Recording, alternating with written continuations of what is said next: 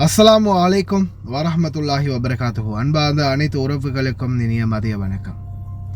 வெறிநாய்கள் கூட்டம் அதிகரித்து வருகின்றது. வெறிநாய்கள் என்றால் மிருக வெறிநாய்கள் அல்ல, மனித வெறிநாய்கள். இது சம்பந்தமான சில வீடியோக்கள் சமூக வலைத்தளங்களிலும் பகிரப்படுது. அதே மாதிரி உங்களுடைய வீடுகளில் இருக்கக்கூடிய உங்களுடைய குழந்தைகளுடைய பாதுகாப்பை தொடர்ந்து உறுதி செய்யுங்க. வெளிநாடு வாழ் தாய் தந்தையர்களை நான் தொடர்ந்துமே அவேர்னஸ் பண்ணியிருக்கிறேன். இப்போ ரீசெண்டாக கிடைச்ச 2-3 தகவலோட சேர்த்து சில வீடியோக்கள் சமூக ஊடகங்களில் பதிவாகி இருந்துச்சு. இப்போ நான் ரீசெண்டாக பார்த்த ஒரு வீடியோ தான் இந்த வீடியோ. இன்ஸ்டாகிராமில் நான் அழகாக போஸ்ட் போடுறேன்னு சொல்லி காரணத்துக்காகவே சில வெறி நாய்கள்லாம் கொதறி வச்சுருக்கேன்.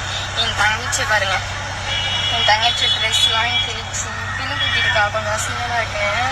இதெல்லாம் இன்னொரு தங்கச்சி, இதுலலாம் முடிவெழுத்து போட்டு அடித்து வாயிலெல்லாம் ரத்தம்.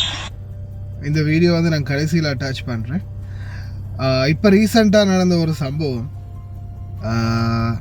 இது வவுனியா பிரதேசத்தில் நடந்திருக்குது. பர்சனலாக ஒருத்தர் எனக்கு சொன்ன தகவல். அதாவது ஒரு ஒரு 6-7 வயது குழந்தை கடைக்கு போகுது. பாட்டியோடு தான் இருக்குது, அம்மா வெளிநாட்டில், அப்பா இல்லை. கடைக்கு போயிருக்குது. கடைக்கு போயிட்டு வார வழியில் ஒரு 35 வயது அல்லது 40 வயது மதிக்கத்தக்க ஒரு வெறி நாய், மனிதன் என்ற பெயரில் உலாவரும் வெறி நாய் ஒன்று அந்த குழந்தையை சீண்டி இருக்குது. அவனை பிடிச்சி ஜெயிலில் போட்டுக்கிறாங்க. நல்லா ஞாபகம் வச்சுக்கோங்க, ஒருத்தனைத்தான் பிடிச்சி ஜெயிலில் போட்டிருக்காங்க. அது மாதிரி இன்னும் நிறைய நிறைய நிறைய வெறி நாய்கள் வெளியில் திரிஞ்சுக்கிட்டு தான் இருக்கிறானுங்க. குழந்தைகளை தயவு செய்து ஒவ்வொரு நாளும் கண்காணிங்க. தொலைபேசி அழைப்புகளை விட்டு தொடர்ந்து அவங்கள பற்றி விசாரிங்க. தொடர்ந்தும் பாருங்க, பேசுங்க. ஏன்னா மாதம் முடிஞ்ச பிறகு காசு வாங்குறதுக்கு ஒரு சில குடும்பம் கோல் பண்ணும், காசு கொடுக்கறதுக்கு ஒரு சில குடும்பம் கோல் பண்ணும். இதுதான் நடைமுறையாக இருக்குது கூடுதலாக வெளிநாடு வாழ் தொழிலாளர்களுடைய. தயவு செய்து அந்த நிலைமை மாறணும். நிச்சயமாக குடும்ப உறுப்பினர்களோட தொடர்ந்தும் தொடர்பில் இருங்க. அதே மாதிரி நிறைய பேர் இன்றைக்கும் எங்களுடைய கேடுகட்ட அரசாங்கம் முன்னாடியாவது 5 வயதாக இருந்துச்சு, திருப்பி 2 வயதாக மாற்றினானுங்க. தயவு செய்து குழந்தைகளை, அதுவும் மிகவும் சிறிய குழந்தைகள், 10 வயதுக்கு உட்பட்ட குழந்தைகளாக இருந்தால், அதுலேயும் குறிப்பாக பெண் குழந்தைகளை நீங்கள் பராமரிப்புக்காக உங்களுடைய தாய் தந்தையோ சகோதரர்களிடமோ நண்பர்களிடமோ தெரிந்தவர்களிடமோ விட்டுட்டு வந்திருக்கிறீங்கன்னா அவங்கள பற்றி தொடர்ந்துமே கண்காணிங்க, விசாரிங்க. ஏன்னா நிறைய விடயங்கள், சில விடயங்கள் எவ்வளவு தான் முயற்சி செய்தாலும் பாதுகாக்க முடியாத சூழல்கள் இருக்குது. அதே போல் இப்போ ரீசெண்டாக கூட மிகவும் பிரபல்யமாக பேசப்படக்கூடிய ஒரு செய்தி பார்த்திங்கன்னா, இந்தியாவில் நடந்த துயர சம்பவம். இது ஒன்றும் இல்லை, பல ஆயிரக்கணக்கான பல லட்சக்கணக்கான சம்பவங்களை நம்ம தொடர்ந்து கடந்து வந்துக்கிட்டே இருக்கிறோம். வரதட்சணை கொடுமை அப்படின்ற ஒரு விடயம் எங்களுடைய தொப்புள் கொடி உறவுகளுடைய நாட்டில் தொடர்ந்துமே இந்த பிரச்சனை ஒன்று நடந்துக்கிட்டே இருக்குது. இதுக்கு ஒரு முடிவை கொண்டு வர மாட்டாங்களா அப்படின்ற ஏக்கமும் கவலையும் இன்னமும் இருக்கத்தான் செய்யுது. ரிதன்யா அப்படின்ற சகோதரிக்கு நடந்த துயர சம்பவம், அதுவும் இப்போ பார்த்தீங்கன்னா இப்போதைக்கு கண்டுபிடிச்சிருக்காங்களாம். அவங்களுடைய பிறப்புறுப்பில் கூட 4 இடத்துல காயம் இருக்கிறது. அந்த ரிதன்யாவுடைய சம்பவம் மிகவும் வேதனையான 10 சவரம் நகை, நான் நினைக்கிறேன் 10 சவரன் நகை அதிகமாக கொடுக்கல அப்படின்றதுக்காகத்தான் சித்திரவதை பண்ணியிருக்கிறாங்க. நகையும் பணமும் பொருளும் தான் இப்போ மனிதனை விட வேல்யூவாக இருக்குது. மனிதாபிமானம் அப்படின்றது போய் இப்போ வேல்யூவாக இருக்கிறது வெறும் பொருட்களுக்கு மட்டும்தான். அதால் தயவு செய்து ரொம்ப கவனமாக இருங்க.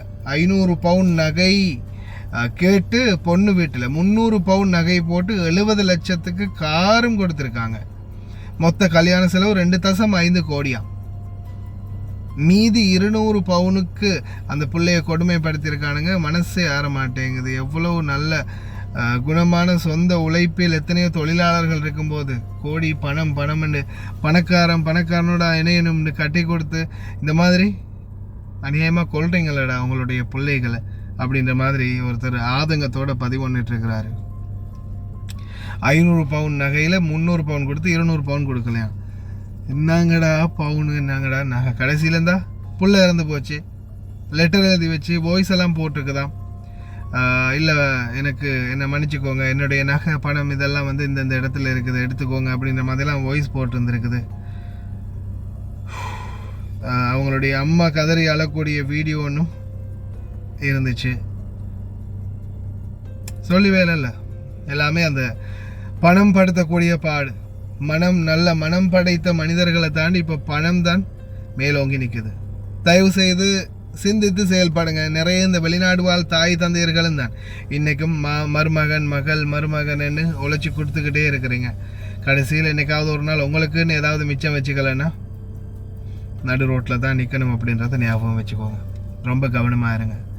பிள்ளைகளை பற்றியும் தொடர்ந்தும் சிந்தியுங்க. இன்னொரு நல்ல வீடியோவில் சந்திக்கலாம்.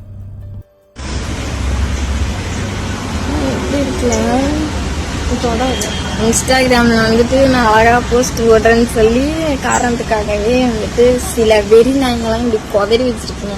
என் தங்கச்சி பாருங்க, என் தங்கச்சி ட்ரெஸ்லாம் கிழிச்சு பின் குத்திட்டுக்கா, கொஞ்சம் அசிங்கமாக இருக்குங்க. இதெல்லாம் இன்னொரு தங்கச்சி, இவ்வளோலாம் முதுகெழுத்து மூட்டை அடித்து வாயிலெல்லாம் ரத்தம், காலை தூங்கி ட்ரெஸ் கூட பண்ணல, மூஞ்சி கூட கழுவல, அதுக்குள்ள வெறி நாய்ங்கெல்லாம் கொதறி இருக்குதுங்க. இது காரணமே வந்துட்டு எங்கள் அப்பாவுக்கு வந்துட்டு ஆண் வாரிசு இல்லை, நாங்கள் எல்லாருமே பெண் குழந்தைங்கன்றதுனாலேயே வந்துட்டு எங்களுக்கு நிறைய தாக்குதல். முக்கியமாக வந்துட்டு வானூர் காவல் நிலையம் வந்துட்டு எந்த ஆக்ஷனும் எடுக்கவே மாட்டேங்குது. நாங்கள் எவ்வளோ பெட்டிஷன் ஃபைல் பண்ணியிருக்கோம், இந்த இடத்துல இந்த நடவடிக்கையும் எடுத்ததே இல்லை. ப்ளஸ் வந்துட்டு நாங்கள் ஜிப்மர் பாண்டிச்சேரி ஜிப்மர் ஹாஸ்பிட்டலில் வானூர் ஜிஹெச்சில் நாங்கள் வந்துட்டு நிறைய இந்த மாதிரி அடிதடை பிரச்சனைக்காக நாங்கள் போயிட்டு வந்திருக்கோம். எங்கள் அப்பாவை அடிச்சிருக்காங்க, எங்கள் பாப்பாவை அடிச்சு ப்ளீடாக இருக்குது, எங்கள் அப்பாவை அடிச்சு ப்ளீடாக இருக்குது, கண்ணாடிலாம் உடஞ்சி, கண்ணில் போட்டிருந்த கண்ணாடிலாம் உடஞ்சி, கை காலெல்லாம் கிழிச்சு மானாவரியாக அடிப்பாங்க. ஆனால் சட்டம் வந்துட்டு எந்த உதவியும் எங்களுக்கு பண்ணதே இல்லை. இந்த இஷ்யூனாலேயே நம்மளுக்கு ஒரு பாதுகாப்பு வேணும்னு சொல்லிட்டு தான் நான் சட்டத்தை படிக்கணும்னு சொல்லிட்டு ஒரு பெண் பிள்ளையாக இருந்து சட்டம் வந்து நம்மளுக்கு உதவணும்னு சொல்லிட்டு தான் நான் படிச்சுட்டு சென்னையில் வந்துட்டு ப்ராக்டிஸ் பண்ணிட்டுருக்கேன் ஹைகோர்ட்டில். அப்படி இருந்துமே எனக்கே இந்த பாதிப்பு பாருங்க.